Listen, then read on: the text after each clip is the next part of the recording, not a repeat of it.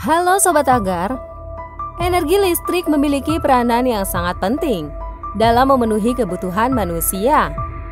Listrik dapat diperoleh dengan menggunakan energi nuklir. Energi nuklir dianggap sebagai sumber energi yang efisien karena 1 gram uranium dapat menghasilkan energi yang sama dengan energi yang dihasilkan dari pembakaran, sekitar 3 ton batu bara. Energi nuklir juga tidak menghasilkan emisi gas rumah kaca seperti pembangkit listrik yang berbahan bakar energi fosil. Namun penggunaan energi nuklir juga memiliki resiko keselamatan, termasuk kemungkinan kebocoran radiasi dan bahaya lainnya dari penggunaan bahan berbasis nuklir. Oleh karena itu, dalam pengiriman maupun penggunaannya harus diatur dan diawasi. Salah satu perusahaan yang bergerak dalam jasa pelayanan bahan bakar nuklir ada International Nuclear Service, yang disingkat INS. INS adalah badan usaha yang dimiliki oleh pemerintah Inggris. INS dapat membantu pelayanan pembuangan limbah nuklir dari negara-negara konsumen yang membutuhkannya. INS menyediakan layanan transportasi bahan bakar nuklir melalui laut, darat, hingga udara, dan armada pengangkut yang dimilikinya. Dilengkapi dengan teknologi canggih seperti kapal pengangkut yang didesain memiliki 2 lambung untuk mencegah adanya kebocoran bahan bakar nuklir ketika sedang dibawa. Sebagai perusahaan yang bergerak di bidang logistik dan transportasi bahan nuklir, salah satu layanan yang ditawarkan adalah Self-Certification Package, yaitu proses INS melakukan evaluasi dan sertifikasi terhadap paket pengiriman bahan nuklir berdasarkan standar keselamatan nuklir yang telah ditetapkan. Semua paket yang digunakan untuk pengiriman bahan nuklir melalui pengujian kekuatan hingga ketahanan paket. Hal ini dilakukan sesuai dengan standar bahan energi atom. Pada paket limbah radioaktif tingkat rendah, biasanya paket ini digunakan untuk mengirim limbah dari rumah sakit maupun pipa pendingin untuk reaktor nuklir. Terdapat beberapa pengujian yang dilakukan pada paket limbah radioaktif tersebut, antara lain drop test hingga pengujian dengan cara menjatuhkan logam seberat 6 kg ke paket dari ketinggian 1 meter. Sedangkan untuk paket limbah radioaktif tingkat menengah, pengujiannya juga hampir sama, yaitu paket akan dijatuhkan dari ketinggian 6 meter. Kemudian untuk paket limbah radioaktif tingkat tinggi seperti kontainer penyimpanan bahan bakar nuklir, pengujiannya dilakukan dengan cara berbeda. Kontainer ini terkadang memiliki ukuran yang sangat besar, seperti kontainer yang digunakan untuk mengirim bahan bakar nuklir. Berat dari kontainer itu dapat mencapai lebih dari 100 ton. Dikarenakan resikonya yang sangat tinggi, pengujian pada paket ini dilakukan dengan cara dijatuhkan dari ketinggian 9 meter pada permukaan keras. Paket juga akan melewati pengujian benturan pada kecepatan 50 km per jam. Kemudian tes lainnya adalah thermal test dengan cara dibakar pada suhu 800 derajat Celcius selama 30 menit. Hingga pengujian kebocoran pada kedalaman 200 meter di bawah air. Pengujian wadah pernah dilakukan dengan cara menabrakkan kereta dengan kecepatan 160 km per jam. Wadah yang diuji itu memiliki berat 50 ton, tebalnya 35 cm, dan terbuat dari material stainless steel. Pengujian menggunakan kereta api dilakukan karena dalam proses pengiriman wadah bahan bakar nuklir sering digunakan menggunakan kereta api. Sehingga untuk mengetahui ketahanan dari wadah bahan bakar nuklir tersebut, dilakukan simulasi dengan cara menabrakkan kereta yang memuat wadah bahan bakar nuklir. Bahkan pada awal pengujian pengembangan peraturan paket tipe C, pengujian dilakukan dengan cara menjatuhkan paket dari ketinggian saat paket sedang dibawa oleh helikopter.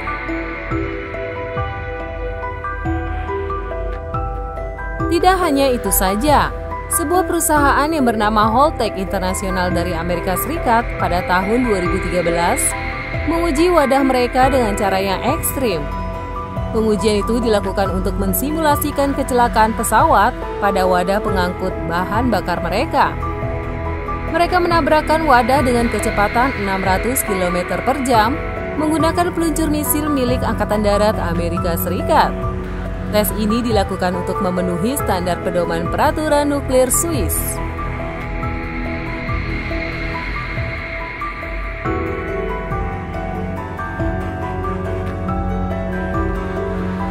Kemudian dalam penanganan limbah nuklir, Diablo Canyon Power Plant yang berada di California, Amerika Serikat, memiliki manajemen sendiri dalam mengelola limbah nuklir. Mereka memiliki sistem robust kanister, yaitu wadah penyimpanan bahan bakar nuklir bekas yang memiliki beberapa lapisan pelindung. Setiap 3 atau 5 tahun, bahan bakar nuklir yang dipakai pada PLTN akan diganti secara berkala dengan bahan nuklir yang baru. Dan bahan bakar nuklir bekas yang telah diganti nantinya akan disimpan pada tempat penyimpanan khusus. Pada proses penggantian bahan bakar di PLTN Diablo Canyon, tabung stainless steel setinggi 4,5 meter dipersiapkan dan dimasukkan ke dalam Spiration Transport Canister, yakni sebuah wadah yang digunakan untuk mengangkut bahan bakar bekas ke tempat penyimpanan. Spiration Transport Canister ini juga berfungsi untuk mencegah keluarnya radiasi dari bahan bakar yang diganti. Kemudian kanister dimasukkan ke dalam kolam air untuk mencegah para pekerja terkena radiasi. Setelah itu bahan bakar yang akan diganti dipindahkan dari kolamnya dan dimasukkan ke dalam kanister tadi. Setelah kanister terisi, kemudian kanister akan diberi tutup di atasnya.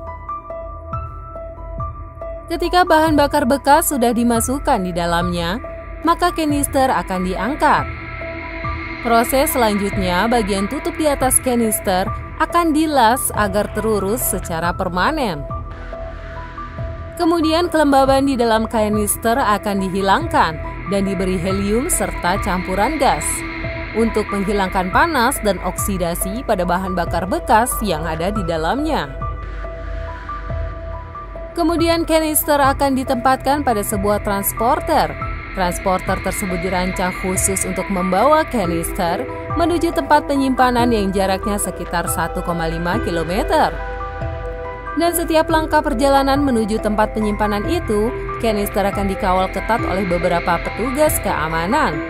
Setelah tiba di lokasi, Spiration Transport Canister akan dimasukkan ke dalam pelindung yang lebih besar yang dinamakan overpack.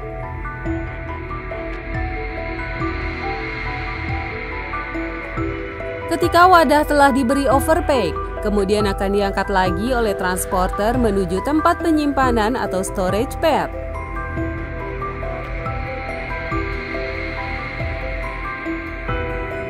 Nantinya overpack akan ditempatkan di atas storage pad dan diamankan dengan cara dibaut.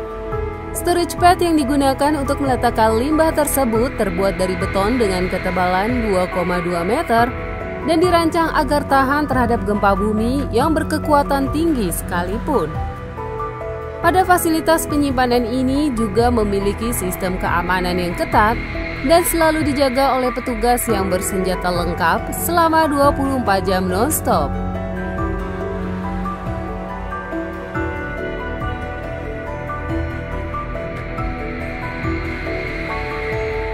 Sedangkan di negara Jepang memiliki tempat pengolahan limbah nuklir untuk dijadikan limbah vitrifikasi. Limbah nuklir yang dihasilkan oleh PLTN di luar Jepang, seperti dari Inggris dan Perancis, akan dikirim ke Jepang menggunakan kapal khusus. Kapal khusus yang digunakan untuk mengirim limbah nuklir ke Jepang itu memiliki panjang 107 meter. Nantinya limbah nuklir yang disimpan pada wadah khusus yang disebut dengan cache itu akan diangkut dengan transporter yang memiliki keamanan tingkat tinggi. Dan selanjutnya limbah akan diolah menjadi limbah vitrifikasi. Dalam proses vitrifikasi, limbah yang mengandung bahan radioaktif dicampur dengan bahan kaca dan dipanaskan pada suhu 1200 derajat Celcius. Proses ini bertujuan untuk membuat limbah radioaktif terperangkap di dalam matriks kaca yang stabil dan tahan korosi serta radiasi. Kemudian limbah vitrifikasi akan disimpan pada penyimpanan yang lokasinya terletak 300 meter di bawah permukaan tanah. Tiap tahunnya Jepang dapat memproses limbah nuklir hingga 800 ton. Dan pengolahan limbah ini sudah dilakukan oleh Jepang sejak tahun 1995 silam.